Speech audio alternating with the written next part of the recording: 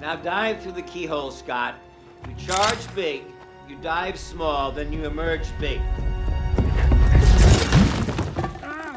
This, to me, is by far the most accessible and relatable of the Marvel heroes to date. It's a guy who has no money, he can't spray the money hose, who's in trouble trying to help his family, and he gets thrust into this world. What do you think? I agree with you. Great. He has no superhero background. He wasn't born with any kind of ability. But what he's going through and what the story is really dealing with are things that every single one of us have to deal with. Whether we all have parents, some of us have children, but we all, want to try and live as best we can, make the best choices we can in our lives, and this has all of that. Scott Lang is a guy who does not have any superpowers. He's just a normal guy. Yeah, he's just a normal guy with no money. He's just getting out of prison. He's made terrible decisions in his life, and he just wants to get his life back on track.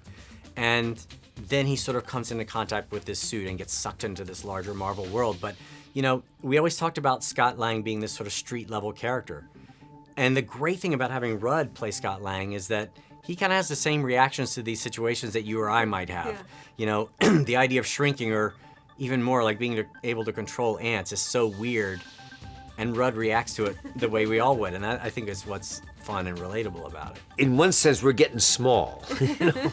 We're not getting big, and I think in the Marvel family, this is probably more of a family picture, story. Besides all the wonderful effects, the whole issue of reconciling families. My character Hank Pym reconciling with my daughter Hope, played by Evangeline Lilly. Paul Rudd. His character Scott kind of reconciling with his family, and those stories really kind of work well in the picture with all the action going on, and and there's more humor than most of the other, I think, Marvel pictures or just superhero movies. They rely on a lot more humor, which is inherent in Paul's character. So yeah, I think there's probably some difference. I think Paul is just perfect in that role. He's accessible. He feels incredibly capable. He's this great thief, but his reaction to the technology and also to these weird people is sort of he's the audience in that sense. This is Marvel's most relatable superhero character and probably most accessible superhero film.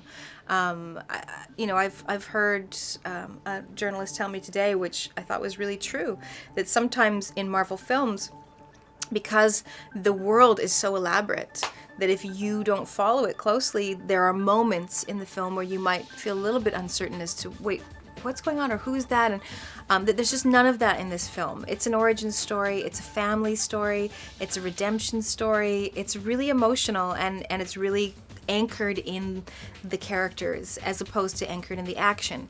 And it's a wonderful sort of answer, I think, to Age of Ultron, which was just an incredible spectacle, for a feast for the eyes.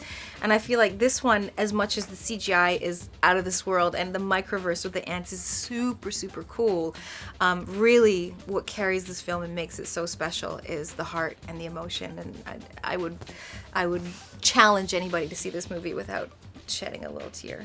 Yeah, and he has a really cool suit. It's a cool suit.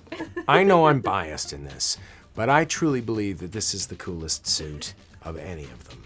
It has more parts than any of them, too. The helmet alone has something like, I forget how many, but at least 50 parts to it, 40 to 50 parts.